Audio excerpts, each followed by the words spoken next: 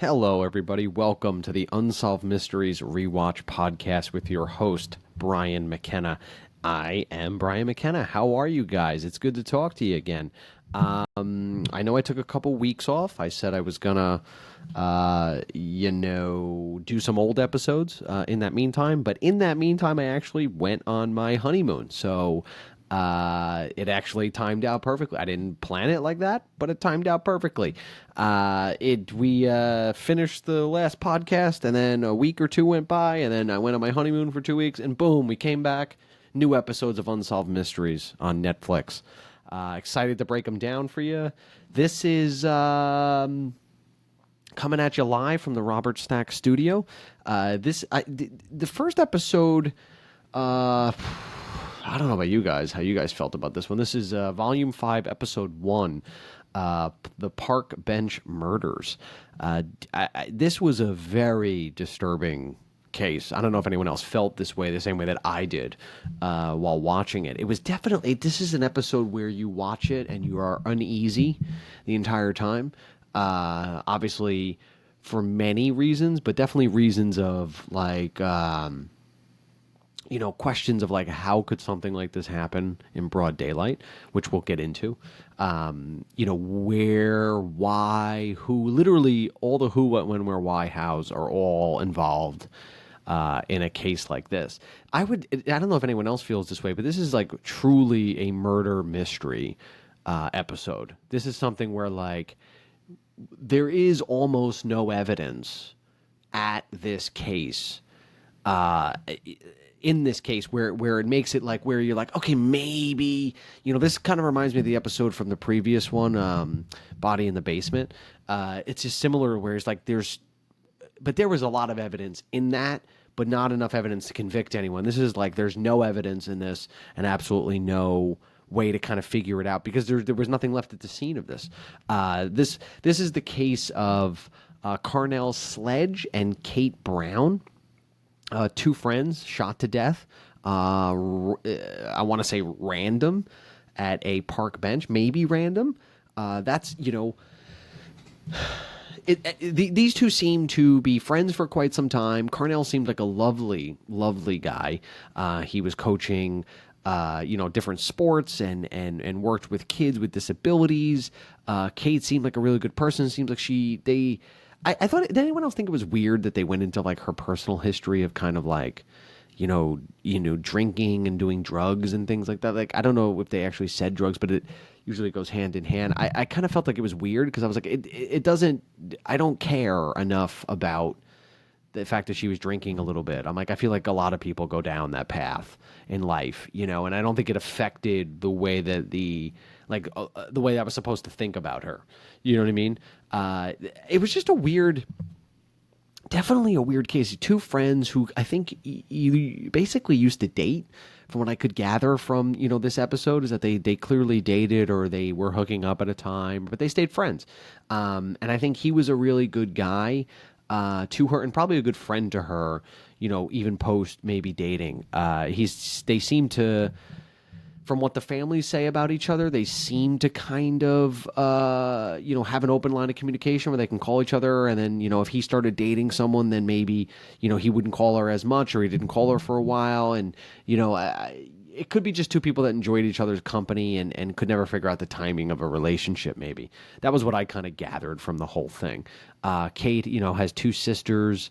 Carnell had, I believe it was his younger brother who was actually considerably bigger than him. And Carnell was a pretty big boy. I think they said he was around 6'4" or something like that. The initial reaction to this, so if you guys have not watched the episode yet, I assume you did because this is a rewatch podcast.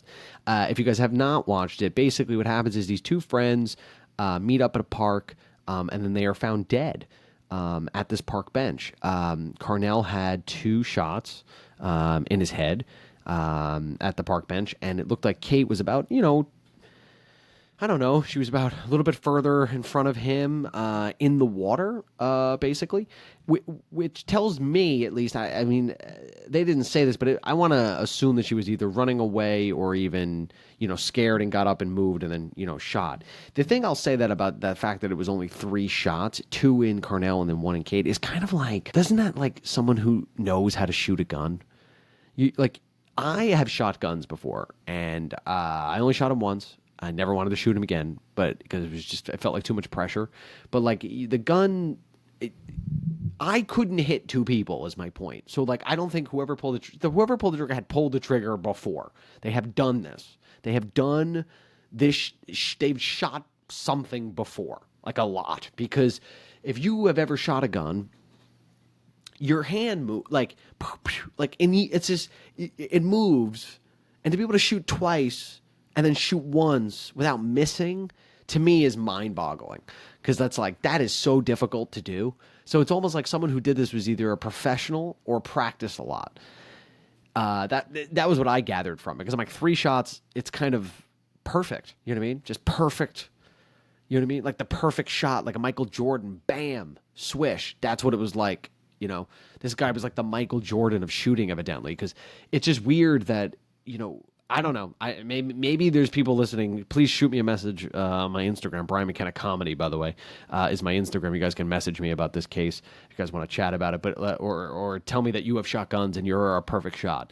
I found it so difficult when I was shooting that I found this situation crazy. Unless he just walked up, whoever it was walked up behind him. And like literally gun to the back of the head type scenario where it's a gun to the back of the head. And it's like, yeah, okay, then I could do that, But this didn't seem like that. This seemed like someone was walking up behind him, pop, pop, and then pop. And those pops of the gun, by the way, in case you guys were wondering. In case you guys aren't watching the visual. The visual right now, I have a backwards hat on.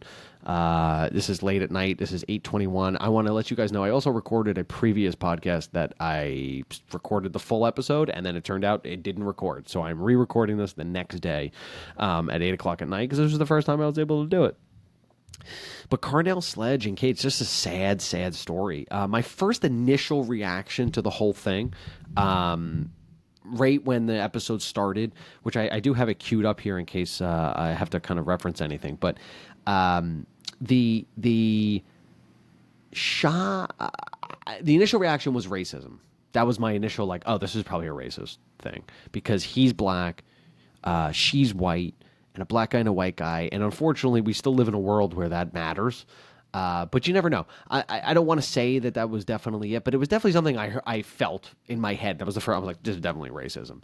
And then as the episode kind of went on, they give you some more kind of details about each each of the people involved in this, and it's like, it's possible that it wasn't racism. It's possible that this was more of a targeted kind of attack. Excuse me. So basically, what happens is these 2 people come in separately in their cars into the park. So Kate, I believe, checks in at, I think she had spoken to Carnell earlier in the day. She signs into the gym. I want to say it's 3:38 p.m. Let me see if I can actually pull up the episode here. Hold on. I hope I don't get in trouble for playing this in the background. We'll get to that. So anyway, I believe it was 3:38. She had finished work. She was in the gym, and then she gets a phone call around 4 o'clock from Carnell, and they talked on the phone for 10 minutes. Did anyone else catch the part where the cop and the police are like, oh, we weren't allowed to listen to that conversation? Let me interject there. I mean, really? You guys can't listen in on a conversation?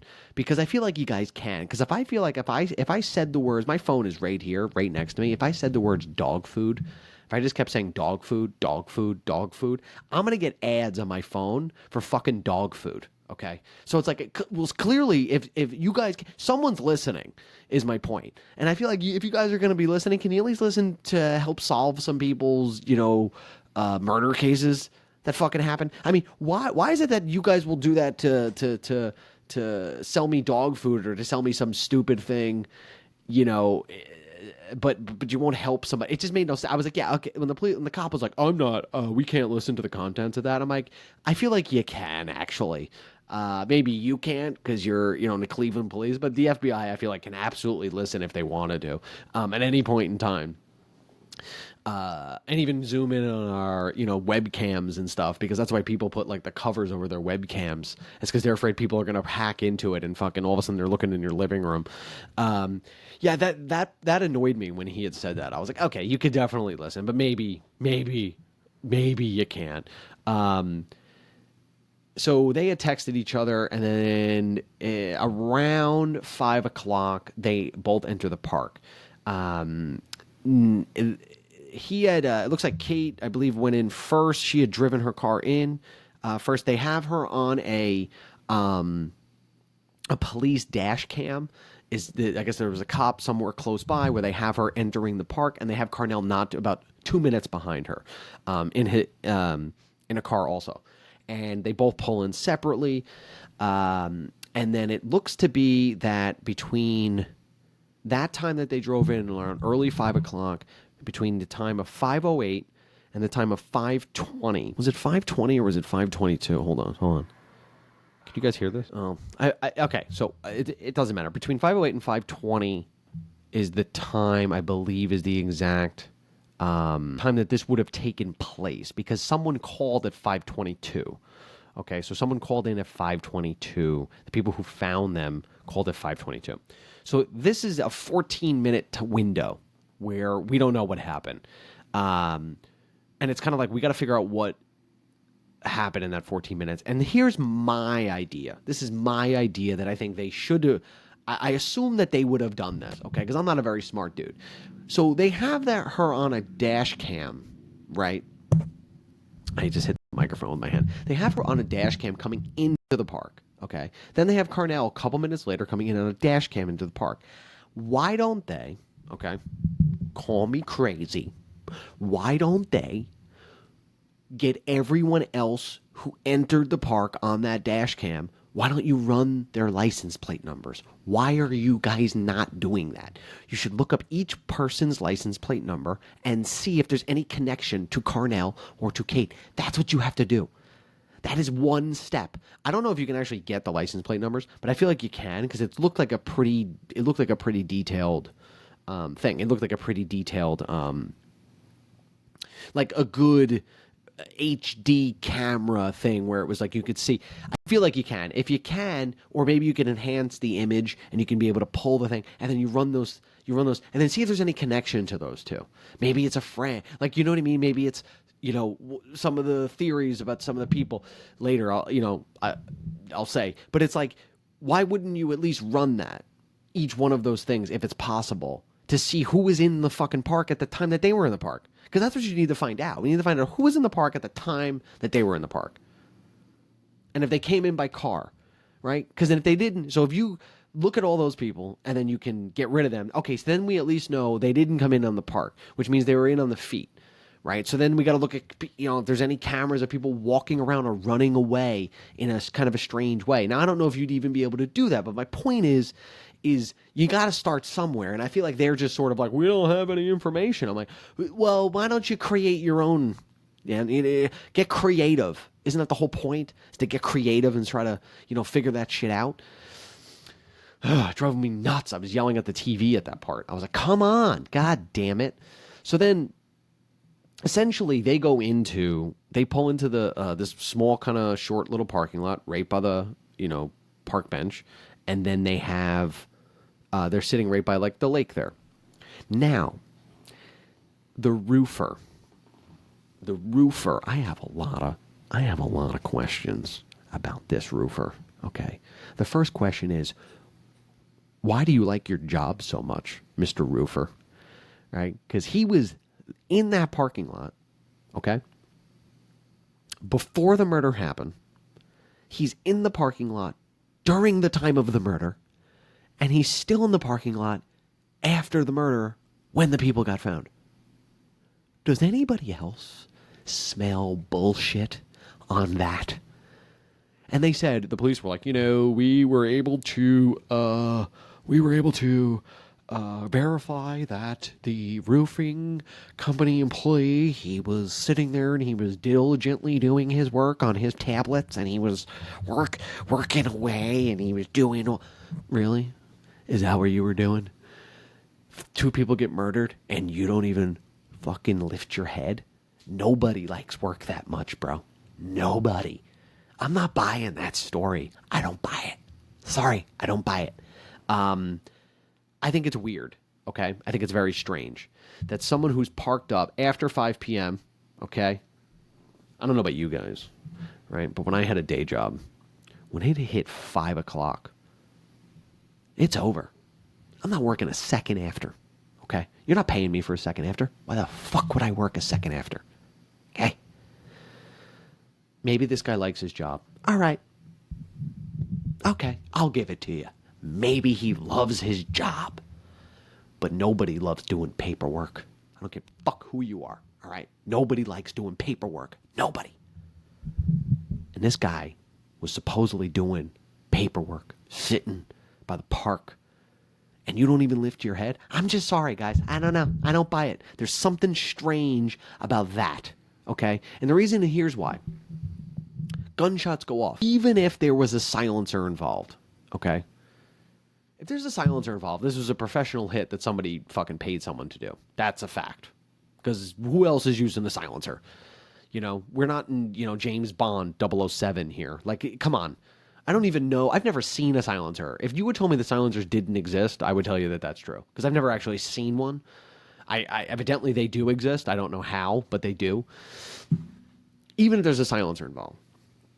You're doing your work, right? You're sitting at the park bench. The whole point you go to the park bench is to feel the serene, you're like, I want to hang out. I just want to chill and do my work, But you don't just like do your work and not look around. Every so often you're going to look up and, if you loved the outdoors, you'd be like, yeah, look at all these trees and this lovely water. And a park bench I could go sit to, but I'm not because I'm going to sit in my car and do my work. It's like, I'm not buying this story, dude. You were there the whole fucking time. And you don't lift your head once?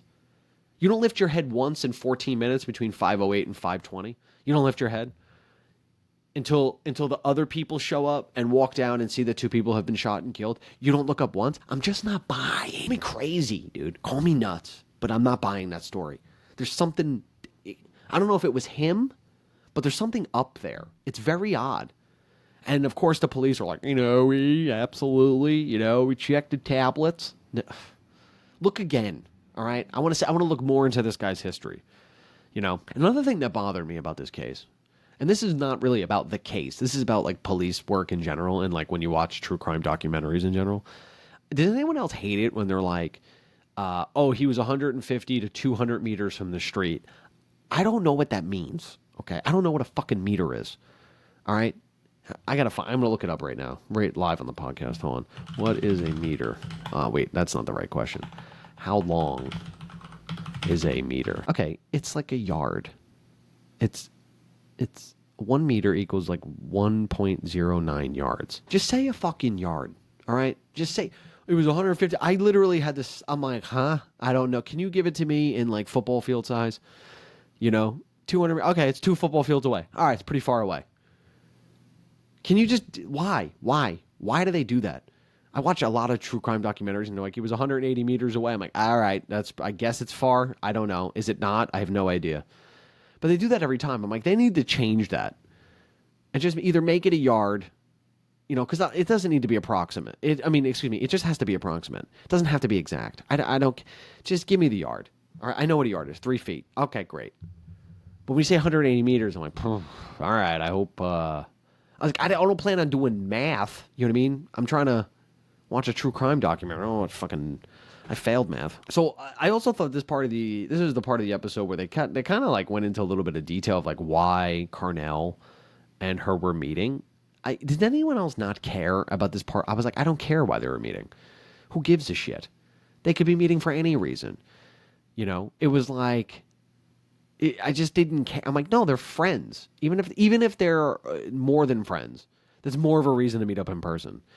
Because they did have a conversation for 10 minutes on the phone, and then they decided to meet up. So it's like, obviously they talked about something when she was at the gym, and he was like, well, we should meet up. If I were to guess, if you're just asking me, Brian, what's your guess? My guess would be it's that, one of them wanted more. That would be my guess.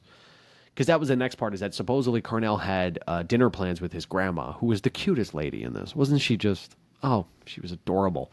I loved his grandmother. She was so funny. I mean, not funny, but she was just so nice. Like, she seemed like such a nice person. And she had dinner plans with Carnell that night. And that's what they were trying to figure out. They're like, well, why would he drive across town and then go there and then come back all the way? It's kind of out of his way, unless there was a reason. And I'm like, no, the reason is that maybe, and again, I'm trying to make a story. I'm trying to connect the story here. But my guess is that he probably was trying to hook up with her. That's my guess. And I know that, I don't know if that's true. I have no idea. That's just my estimate. You know why? Because I've been in that situation, okay? Before I was married, I one time drove to upstate New York for the possibility of hooking up with a girl. Just the possibility. It wasn't even set in stone. It was like a maybe. And it was like a low maybe. I went over bridges for a low maybe possibility that I might hook up with someone. Okay? So driving 10 extra minutes out of his way before going to his grandmother's for dinner, absolutely possible. Because that's what men are. We're savages. That's what it is. We're like, yeah, there's a possibility we might hook up. Why not? Why wouldn't you go? Because you'd be annoyed if you didn't. You'd be like, man, all I had to do was drive 10 extra minutes, and I could have possibly, maybe, started the conversation that led me to the fact that we might have hooked up. Maybe. That's what I'm sticking to on that one. I know. I'm totally ridiculous. I know. But this is what I was thinking while I was watching the episode. I was like, this absolutely has to be it. So at this point in the episode, we went over that. So he supposedly had plans. I didn't care that. I don't care why they were meeting up. That's really not important to me. I just wanted... some of the theories start kind of coming in, and one of the theories was in that area that they had, gang violence, and gang violence is an absolute possibility in a scenario like this because it's random. And the reason why I say that, there's a great documentary, if you guys ever want to watch it, actually with all the P. Diddy stuff going on. This is a documentary that doesn't make P. Diddy look very good. It's called Murder Rap, Murder R-A-P. It's about the murders of Tupac and the Notorious B.I.G. and how the murders are connected. And they're connected through P. Diddy, who kind of, if you watch the documentary, he sort of, looks like it's, facilitated the whole kind of thing. And what I mean by that is he didn't put out a hit or anything like that, but he sort of was in the middle of it. When he kind of makes it seem like he wasn't in the middle of it, he absolutely was, with things that went on over the years. So much that I even emailed the police officer who did solve the murders in this documentary. And he did solve them, by the way, 100%. He's 100% right in this. Of course. What he said is, of course, correct. I actually emailed him asking him why they wouldn't go after P. Diddy, because I said it doesn't make him look good. And his response to me was, a DA would never go after a media mogul who can spend hundreds of millions of dollars on defense. So that was at that time. But if you ever wanted to watch a good one that's specifically about those two rappers, Murder Rap, it's on Amazon Prime, and I think it's actually even on YouTube at this point. It was supposed to come out on Netflix, but Netflix wouldn't put it out because at the time, I believe P. Diddy owned a part of Netflix. That was what I found out. Anyway, go look it up if you want. But anyway, the point is, in that documentary, the police officer talks about the guy who ended up shooting Tupac. He was a gang member. And he basically says gang members operate on different levels of, like, they don't live in the same world that you and I live in morally. Because they asked him, they were like, well, what did you do after you shot Tupac? And he was like, I just went up and, had a couple beers and hung out. Like, they're not realizing that they just killed someone. It doesn't matter to them. So it's like, because they live in that world of like pop, dead, and they just move on with their day. So it is possible that a case like this with two people just being randomly shot could be gang violence. Someone was just walking by and just decided to kill him. Wrong place, wrong time, absolutely. And they said in the documentary that it was a possibility because there was some gang violence. There was also some hate crimes. There were some hate kind of groups in the area. I don't necessarily think it's that. Or maybe I'm just choosing to think it's not that. It just didn't seem like there was enough evidence of that one. Kate had gone out with someone from Tinder, which I thought was kind of a part that I definitely stopped to write down some of the things in it, where it said she had met someone on Tinder and she felt very uneasy, and she said he was looking black. His eyes looked black, during the date, and she just got very uneasy and she ended up leaving. And it's like, I can relate to that because I went on a few Tinder dates where definitely some people were soulless with black eyes, 100%. That was very relatable to me. I was like, oh my God, I was on 5 dates from Tinder and Bumble that people, you were like, are you even human or are you humanoid? Very confused because you definitely are scaring me. And then it turned out that person had actually killed someone. And it looked like it was pretty bad murder. He had killed someone and then I believe tried to hide the body by burning it. He did also tell her that. He texted her, and she had texted her friends, like, he just told me that he had stabbed someone. It was because the person stabbed him. And I'm like, well, all right. I mean, what's he going to say? You know? It's just a weird, I don't think it was that person. I think that might have just been coincidence that she ended up kind of on a date with somebody like that. The other thing is that she did date someone who was abusive. I think you should probably look at those types of relationships and kind of see if there is, obviously if the guy was abusive to you, it is possible he could do it again and in a worse way. And it turned out, we had find out later in the episode and towards the end of the episode that she was with him the night before. So you don't know what the contents of that meeting when she was with him was. Maybe they got into a big fight. Maybe he decided to follow her the next day and boom, she ends up dead, because she's with, a new guy and this guy just walks up and kills him. I definitely think you got to look at that guy. Excuse me. You absolutely have to look at that guy. Because if you don't, then you're not. I assume that the police are doing their job. I assume that that's what they're doing. But if I was a detective on a case like that, I would absolutely be looking at that person because you have to. How do you not? The guy was abusive. My God, I'm a little phlegmy here. A guy is abusive in a relationship with her, and then, she turns up dead the night after she sees him. It's just, come on. You have to look at that. And they said, oh, he had an alibi. He was at a barber shop, Okay, well, I'd like to see the footage of him in the barber shop. And also, if you had just killed someone, wouldn't you want to cut your hair as well? Wouldn't you want to shave your head so nobody, you know what I mean? Like, doesn't that kind of add up and make sense? Is that, oh, he was at a barber shop. I'm like, yeah, cutting his hair and dyeing his hair so nobody knew what he looked like. That's what I would think. I did go through some of the theories. Some people believe, it was definitely the ex-boyfriend. This is my theory. You want to hear my theory? I think I think the roofer is a big one. I think the roofer not seeing someone, seeing anything at all besides, evidently his work during that time is very strange. I don't care if his tablets say that he was, on the. You don't know that. He could have left him on and then went out and killed someone and went back. I mean, you don't know. I think with the information that the documentary, you can only kind of make speculations. And my speculation is it's either that guy knows more than we think, or he knows nothing and he actually was working and I'm an asshole, or it's likely the ex-boyfriend. I don't think it's anyone in Carnell's life. I don't know why. It just feels like it wasn't. And if it was someone, then I don't know if it's anyone related to him or in his life or anything like that. I think it could be a random act of violence as well. So those are my two theories. I either think it was the ex-boyfriend. You have to possibility that it's the roofer. A high possibility that it's the roofer. High possibility that it's the ex-boyfriend. Or a complete random act of violence. This is what I mean about a case like this, is that it's hard to give like a real hardcore theory. If you're putting a gun to my head and you're like, Brian, give me one theory, I think it's likely the ex-boyfriend. I think there's something more than that. But just fucking, if that roofer just didn't do anything at all, it just actually didn't look up, then he's the one person that would never look up as, that's what I would think. I'm going to see if I can see some of these. This is one this is one of those cases that like the theories, you can't really add everything up. Like sometimes it leads you to believe a certain way. Sometimes documentaries, on this show, it kind of leads you to it's probably this, you know what I mean? Sometimes these episodes are a little slanted, I feel, to make you think a certain way. But this one, I'm truly like, I don't know. I have no idea. I don't know that they'll ever really find out who this is unless someone gets a guilty conscience. Seems like there's not enough evidence to prosecute anyone or even get close. I'm trying to find trying to find.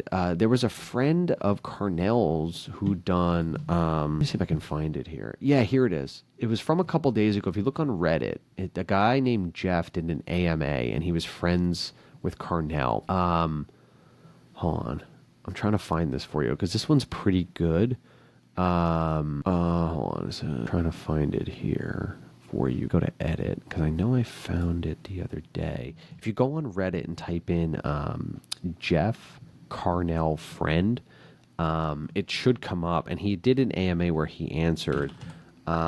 He was very upset with the police chief. Let me see if I can spell. Yeah, I think this was it. Hold on, police chief. Okay, yeah, this is what he said. This is from a couple days ago. He said, someone had asked him, they said, has law enforcement checked any cameras to show if either Kate... Oh, it actually answers my question. Kate or Carnell followed to the park, especially the dash cam of the officer. Oh, shit, someone actually wrote this. Okay, cool. So I guess we're going to get an answer on that. So here it is. Jeff says to that, I'm going to try real hard to answer this without burying Chief Catherine Dolan, who deserves the heat. At first, she claimed there were no cameras in the park. Then it was cameras at the entrances.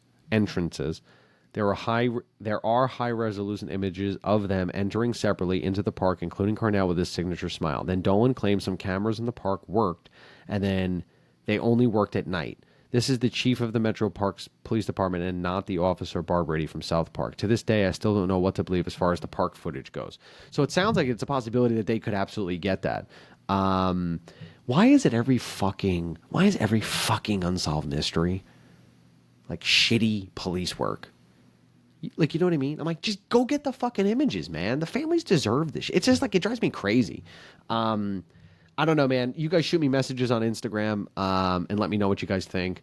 Whoa, I did 32 minutes here.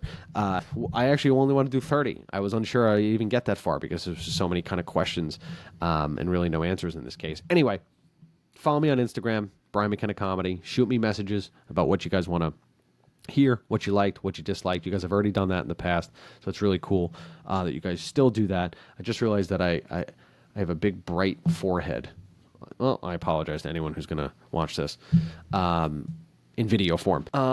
Shoot me messages. Let me know what you guys think. I am posting this immediately. It's 8:48 p.m. I hope to have it up by 9 p.m. Usually I have it out by 4, but this is the best time I could do it. And we will go into more episodes that are coming up. A lot of these are like paranormal episodes. I'm a big UFO guy. I love talking UFOs. That'll be excited to do the Roswell episode. But the next one are like paranormal, and we'll dive into them. We'll break them down. We'll make fun of them. We'll see what we can do. See if we can make some levity out of it, and we'll go from there. Thank you guys so much for listening to the Unsolved Mysteries Rewatch podcast with Bryan McKenna.